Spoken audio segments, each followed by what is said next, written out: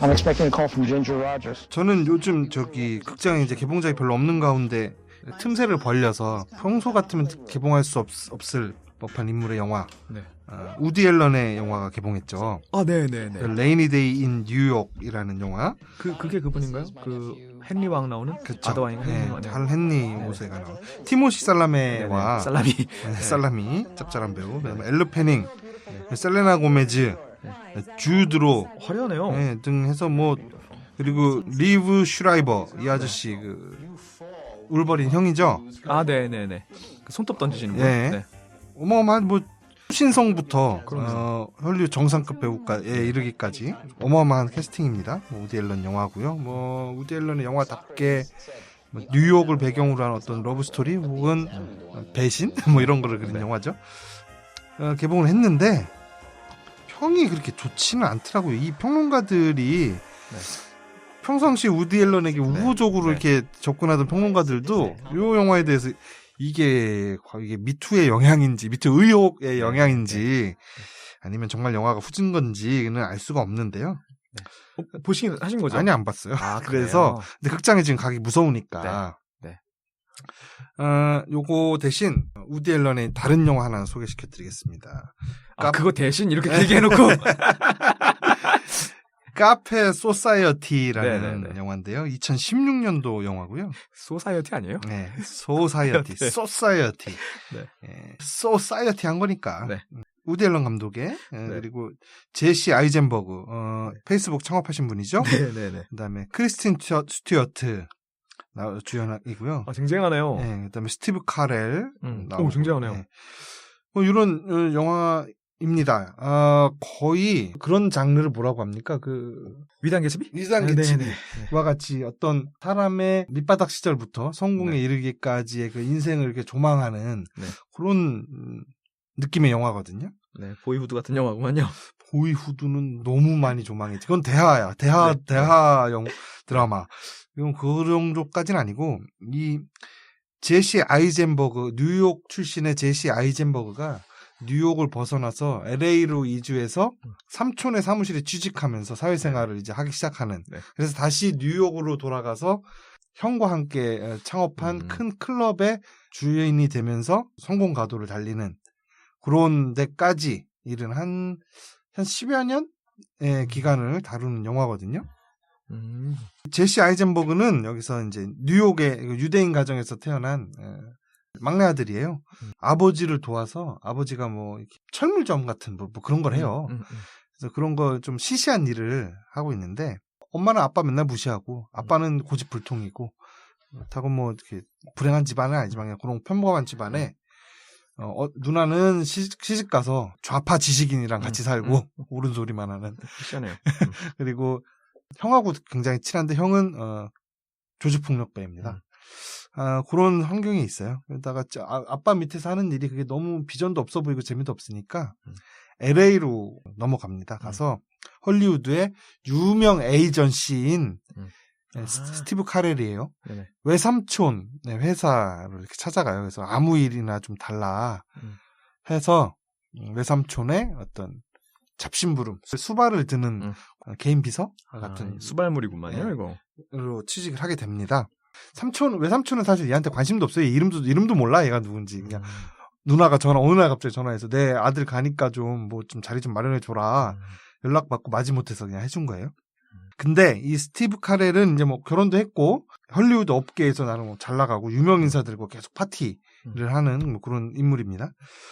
자기 그래도 조카가 와서 일자리를 만들어주고 자기 여러 비서 중에 한 명인 크리스틴 스튜어트에게 야, 네가 얘 헐리우드 구경 좀 시켜줘. 안내 좀 해줘. 해가지고 이제 둘이 같이 관광을 하게 돼요. 이렇게 관광을 이렇게 하다가 보니까 이 크리스틴 스튜어트가 보기와 다르게 좀 애가 진국인 사람인 것 같아 보이는 거예요. 제시 아이젠버그 눈에. 보기에도 그렇게 보이는데요. 왜냐면은 이 LA로 헐리우드로 왔더니 삼촌하고 이제 여기저기 좀 돌아다녀 보니까 여자들이 다 좀 허영심이 있고 또 어떤 스타가 되기를 위해서 이 헐리우드로 다 넘어와 있고 헐리우드가 전 세계에서 예쁜 여자들이 가장 많다. 심지어 어디 카페에서 서빙하는 여자들도 다 이쁘다. 왜? 전 세계에서 영화 배우의 꿈을 안고 다 왔다가 그 영화 배우는 되지 못하고 이렇게 눌러 앉은 사람들이 많기 때문에 네. 라라랜드에서 잘 보여주고 있죠. 네, 그래서 심지어 이 제시 아이젠버그가 처음에 여기 갔을 때 형이 알려준 매춘부 전화번호로 해서 매춘부를 한번 불러요. 너무 외롭고 해가지고 네네. 처음 해보는 거라면서 막 떨려가지고 막 부르는데, 근데 여기 온 매춘부 그 여성도 사실은 영화 배우를 준비하는 지망생이에요. 근데 아직 뭐 캐스팅도 안 되고 하니까 생계를 위해서 이제 그 일을 하는 그런 환경 안에서 이 크리스틴 스튜어트라는 이 여자는 보니까 얼굴도 너무 예쁘고 한데 보니까 석사까지 다 했고 네네. 거기에다가 베버리힐스에서 스타들의 집을 막 이렇게 관광을 시켜주면서 하나도 그 사람들의 그 화려한 생활을 부러워하지 않고 그 이면에 있는 불우함이라든지 이런 것들에 대해서 간파하고 있고 그래서 너무 멋있어 보이는 거예요. 제시 아이젠버그에게. 그래서 사랑에 빠집니다. 제시 아이젠버그가. 근데 크리스틴 스튜어트도 얘한테 친구로서 이렇게 또 친하게 지내고 다정하게 해주니까 어느 날 고백을 하죠. 근데 크리스틴 스튜어트는 남친이 있다는 거예요. 제시 아이젠버그가 한 발을 빼는데 어느 날 크리스틴 스튜어트가 막 울면서 제시 아이젠버그를 찾아와요. 그러면 그렇겠죠. 남친이 헤어지자고 그랬다. 너무 슬프다 해서 제시 아이젠버그가 막 위로해주면서 그러면 나랑 사귀자 하면서 나랑 뉴욕으로 돌아가서 네. 우리 형과 함께 형이 지금 사업을 같이 하자고 제안을 해왔는데 네. 나도 이 헐리우드에서 네. 삼촌 밑에서 고위 관계자들을 많이 만나면서 상류층 사회의 어떤 매너라든지 문화 그리고 그 사람들의 관심사에 대해서 많이 배웠고 뉴욕에 가서 크게 성공할 수 있다. 이걸 바탕으로 제안을 합니다. 크리스틴 스튜어트가 수락을 하죠. 근데 며칠 후에 크리스틴 스튜어트가 번복합니다. 남친이 다시 돌아왔다면서. 이건 흔히 연애사에서 흔히 보는 케이스긴 한데. 그런데 네. 여기서 그 남친이 제시 아이젠버그의 외삼촌인 스티브 카렐이에요. 스티브 카렐이 네.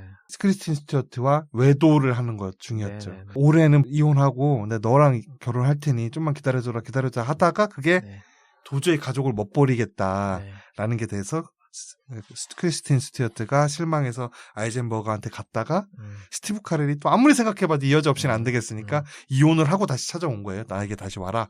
네. 그래서 다시 돌아간 거죠, 글로. 크리스틴 스튜어트는 당연히 알죠. 내가 어떤 남자들과 연애를 한 건지. 외삼촌과 조카 사이라는 걸 당연히 알죠. 네. 처음부터 알았어요? 처음부터 알죠. 그래. 처음 만날 때 맞다. 스티브 카렐이 내 조카인데 오케이. 서울 구경 좀 시켜줘 해가지고 이렇게 만난 거죠. 그러니까 한 회사 사람이에요. 네네. 스티브 카렐도 알아요. 네. 내 조카와 이 여자가 네. 썸이 있다는 거를. 네. 제시 아이젠버그만 몰라요. 절묘한 캐스팅이네요. 물론 나중에 알게 되죠. 네. 나중에 알게 되죠. 뉴욕에 돌아가서 뉴욕에서 갱스터인 형의 그 뒤를 도와주면서 고급 클럽을 여는데 대박이 납니다, 이게. 제시 아이젠버그가 그 헐리우드에서 맺었던 그 인맥들에 의해서 입소문이 나면서 막 각 사교계에 뭐 유명자 하다는 사람들은 거기 다 가는 거예요. 거기 가야 뭐 쿨한 뭐 이런 데가 돼버려요. 승승장구합니다. 그래서 이 사람도 나중에는 그런 사람들과 계속해서 친분을 쌓고 오는 손님들과 또 계속 새로운 사람을 만나고 하다 보니까 제시 아이젠버그가 하나의 또 상류 사회의 일원이 돼요. 돈도 많이 벌었죠, 물론. 그런 상류 사회 자체가 카페 소사이어티라고 말한대요. 그 상류를 일컫는. 업소명이 아니라? 네. 카페 소사이어티의 일원이 돼서 그 계층의 여성과 만나서 결혼을 하게 됩니다. 아주 미모의 지적인 여성. 그분이 혹시 블레이크 라이블리?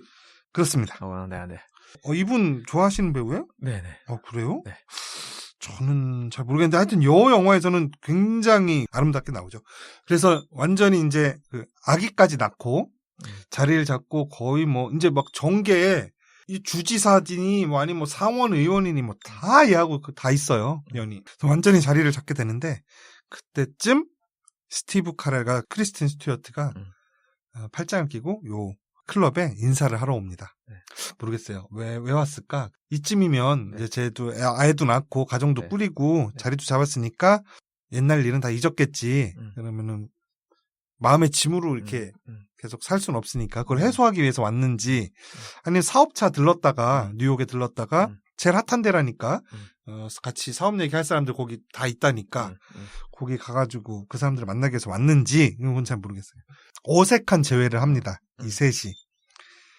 스티브 카렐은 그 와중에서도 다른 사람들하고 사업 얘기하느라 정신이 없고 제시 아이젠버거와 크리스틴 스튜어트가 아주 어색한 재회를 하고 옛날 얘기를 좀 하죠. 제시 아이젠버거는 그 자리가 너무 불편해서 피하고 싶어서 얼른 자리를 떠요. 그 다음부터 제시 아이젠버거의 마음에 어떤 미풍이 불기 시작하는 거예요. 집에 있는 와이프 그리고 갓 태어난 애기 너무 사랑하는데 마음이 이게 미묘하게 흔들림이 생깁니다. 네네. 그래서 유부남 유부녀들이 서로한테 항상 해오던 그 화석 같은 얘기 있잖아요. 당신 가정 있는 사람이야. 기회 자체를 만들지 말아야 된다. 예, 그런 사람들이 뭐 견물생심이라고 눈에 띄는 자리 혹은 누가 왔다더라 하는 그 자리 그런 행사는 무조건 피해야 된다. 라는 게 이게 여기서 다시 한번 또 정석으로 좀 증명이 되는구만. 네, 그 말도 일리가 있는 것 같아요. 이런 거 보면. 이게 견물생심이라고. 네네. 그래서 이제 과연 이 제시 아이젠버그와 크리스틴 스튜어트는 어떻게 될 거냐. 제시 아이젠버그 와이프는 저 뒷방에서 애기 안고 애기 달래고 있고 크리스틴 스튜어트의 남편인 스티브 카렐은 저기에서 테이블에서 그 명사들과 막 사업 얘기를 하고 있어요. 한남들이네요. 그 사이에서 이 제시 아이젠버거와 크리스틴 스튜어트가 와인잔을 서로 들고 애틋한 눈길로 서로를 바라보고 있는데 과연 이들은 어떻게 될 것인지 그거에 대한 어떤 가벼운 이야기 우디 앨런이 그렸고요. 네. 맞는 그 자리를 만들지 마라. 그래 애초에 그 가능성의 싹을 잘라야 된다라는 의견이 있는데 근데 그런 의문도 들어요. 맞는 말이 일리가 있는데 근데 그런 작은 자극에도 내 마음이 이렇게 흔들릴 것 같은 이런 관계면 그렇게 취약한 관계면 이거 관계 유지하는 게 맞습니까? 그러니까 눈을 감고서 출근을 해야 된다는 얘기인데 대중교통을 이용할 때라든가 글쎄요. 그러니까 저도 주변에 직장 동료들이나 이렇게 보면 정말 파트너분이 정말 강하게 단속하는 분이 계시고 서로 쿨함을 경쟁하기 위해서인지 어째서인지 모르지만 서로 그래라 야 더 좋은 데 가서 놀아 더 물 좋은 데 가서 놀아라고 해서 이미 부부인데 그런 분도 계시더라고요. 근데 뭐가 답안인지는 솔직히 명확하게 모르겠습니다만 옆에서 보기에 피곤한 건 당신 가정 있는 사람이야 라는 가정이 조금 더 피곤하더라고요. 네, 그렇습니다. 그래서 괜히 풍파를 일으킬 건덕지를 안 만들어서 이 관계를 쭉 유지하는 것도 하나의 방법일 수 있고 그렇게 작은 바람에도 흔들릴 것 같은 그런 빈약한 고리로 연결된 관계면 이 관계가 의미가 과연 있는 것이냐에도 한번 생각해 볼 여지가 있는 것 같아서요. 그런 사람을 못 걸러낸 나의 탓일 수도 있죠. 네.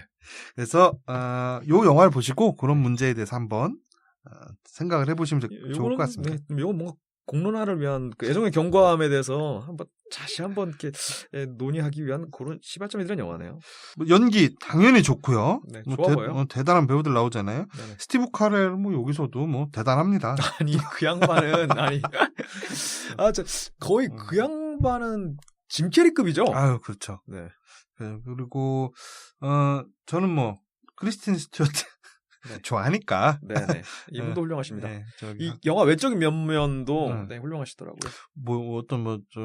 활동가잖아요, 요즘에. 네. 게다가 이성애, 동성애 이런 어떤 애정관을 넘어서 활동도 많이 하시고. 그래서 크리스틴 스튜어트는 우디 앨런을 이해할까요? 글쎄요. 지금은 이해한다라고 고개를 주걱거리면 일단 피시하면 포기해야죠. 그래서 그런 문제에 대해서 내가 혹시 이런 약한 고리를 가지고 연인과의 인연을 이어가고 있는 사람은 아닌가? 우리의 고리는 어떠한가? 한번 이렇게 되짚어 볼 수 있는 영화 카페 소사이어티입니다. 소셜 카페 소사이어티. Life is a comedy written by a sadistic comedy writer.